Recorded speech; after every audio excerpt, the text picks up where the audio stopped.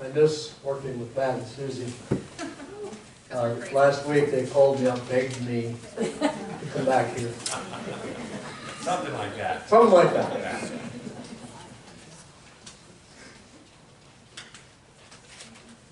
Jory.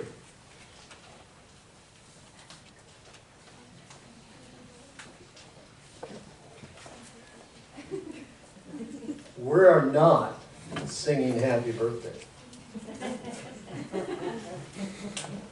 But I want to say happy birthday.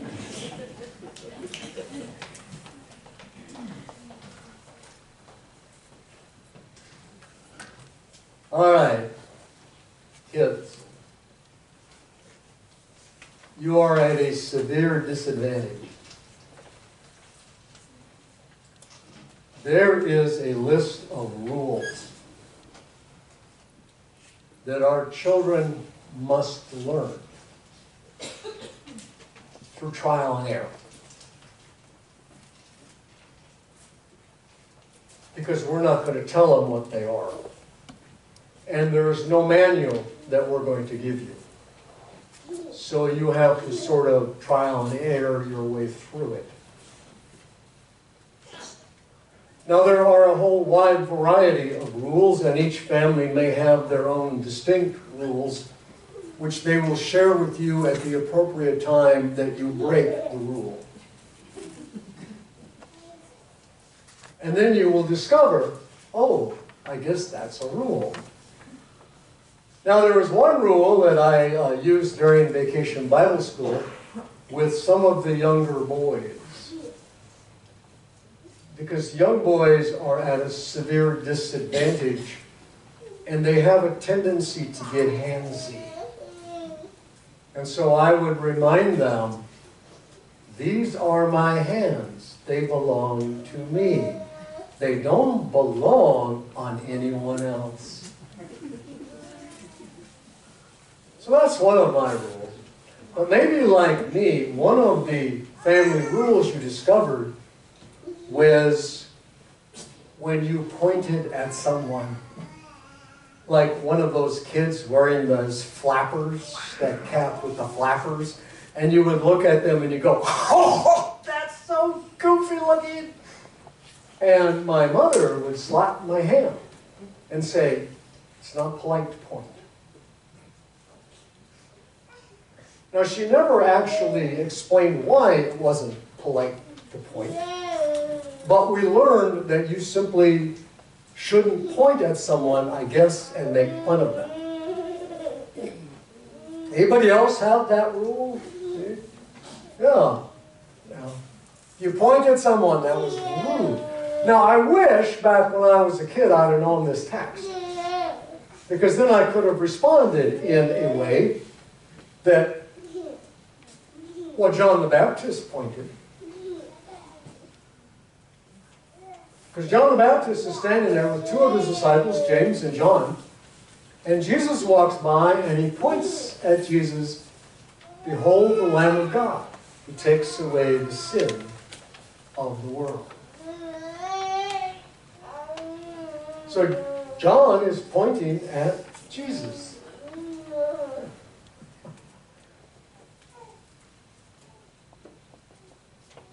And nobody said to John, well, that's rude.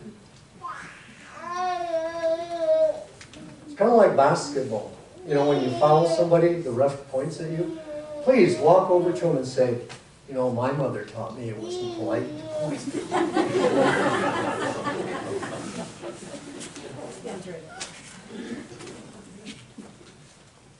But here John is pointing at Jesus.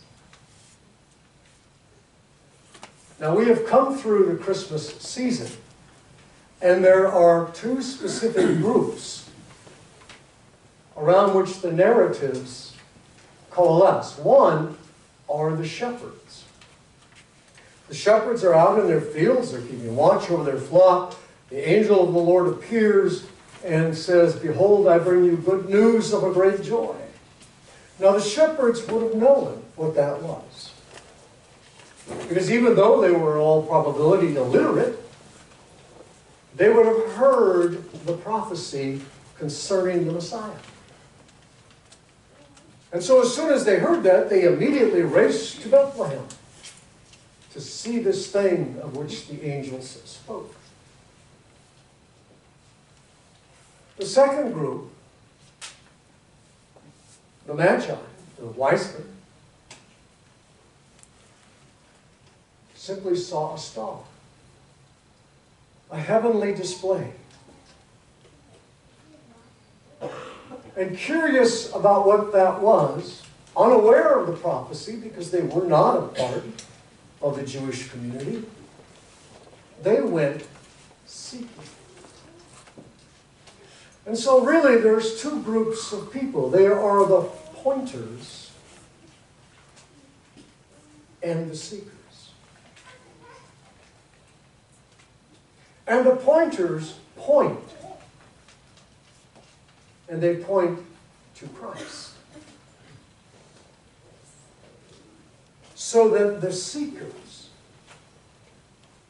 can know what it is that they're looking for. And so in this text, what we're really discovering is the idea that we are the pointers. And what we point to is Christ. Now I have, over my years, spent a lot of time studying churches, primarily very large churches.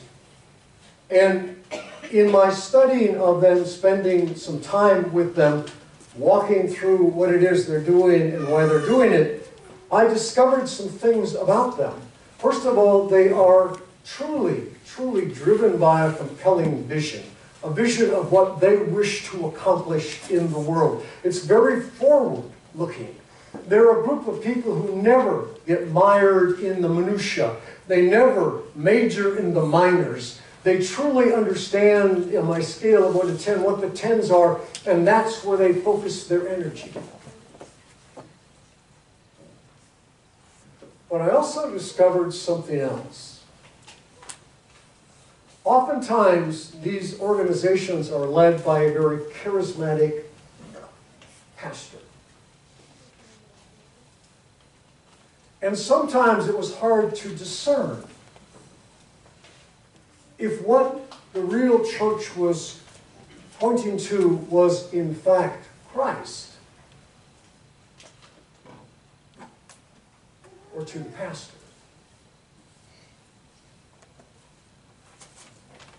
In my very first parish, it came time to do the dreaded evaluation. And one of the council members said, well, you know, the previous pastor had kids hanging all over him.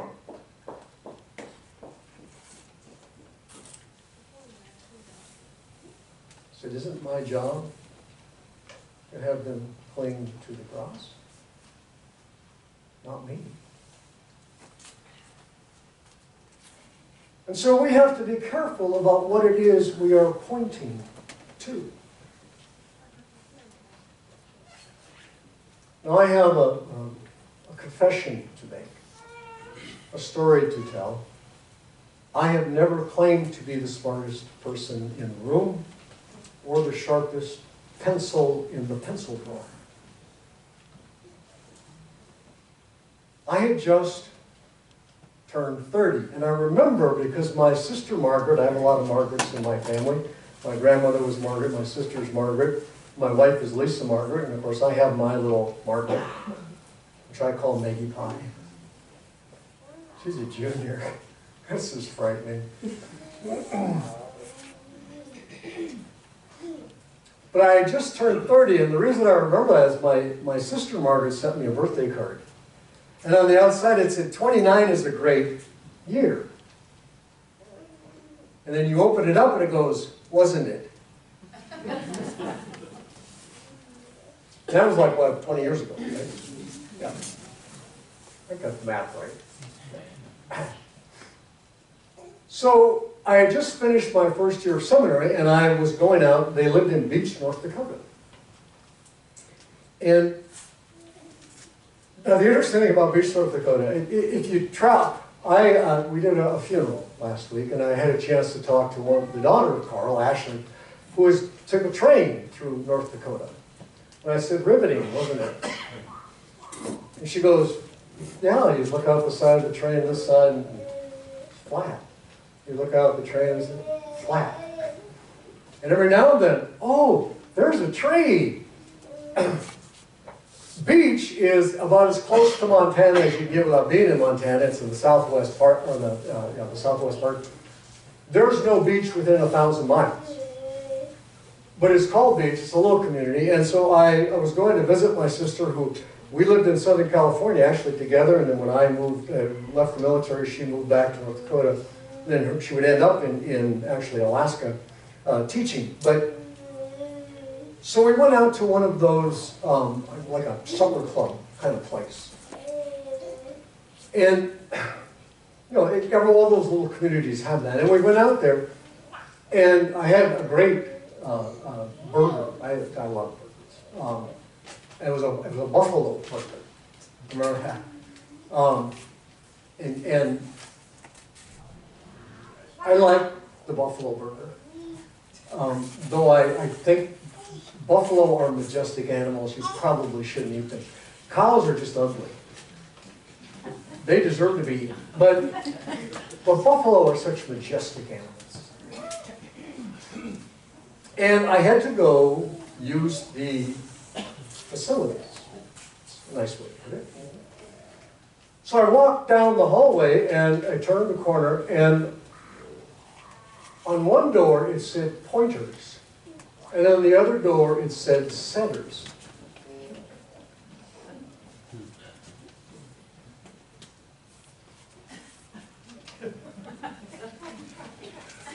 Now, I don't think that's cute. And I'm sitting there and I'm trying to think of, well, let's see, pointers, they're hunting dogs, right? And setters, like Irish setters. And really, I was, don't do that. You know, I preached at a church one time and went to and it had Ole and Lena on the bathroom. Don't do that. So I was about ready to go back and ask my sister, am I a pointer or a setter? When fortunately, someone else walked down the hallway, a guy, and he turns the corner and he goes in to the pointers. And all of a sudden it was like a light bulb went on, and I went, oh, okay. So I followed him in. He probably thought it was creepy. But I want you to understand something. We're the pointers. Our job is to help the seekers. But that doesn't mean we proselytize them. What it means is through our actions, we reveal to them the way. And we do that in 1,000 different ways, most of which we are completely unaware of. We're completely unaware of how we are, in fact, pointing. Because long before they will ever read the book, they'll read you.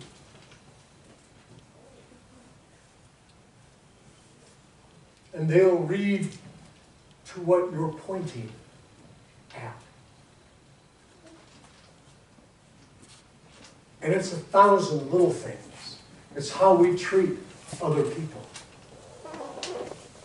It's how we walk in humility. It's how we practice patience and kindness. Because people are reading. When we went to a reunion of Meg's travel group, we all had gone to China together and adopted our beautiful daughters. And we were having a reunion in New Jersey, and so we flew into Philadelphia. And so we were in Philadelphia, we went to see some of those sites, to see where they had written the Constitution, to see the Liberty Bell. And while we were standing in a rather long line to get into the Liberty Bell, there was a fellow with one of those portable loudspeakers preaching at us that we were all going to hell. Now, we weren't his congregation. We were, in fact, his hostages. Because no one wanted to get out of the line, because then you had to go to the back.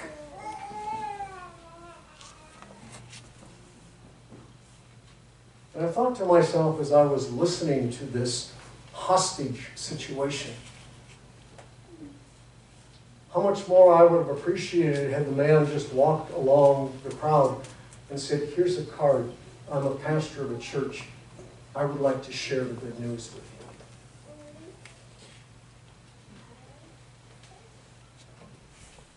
And I could tell by the reaction of the people around me, he wasn't winning any fans. And in fact, he was doing more harm than good.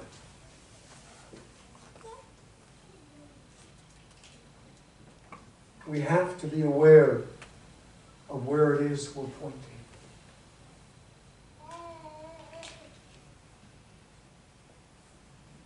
Let us pray.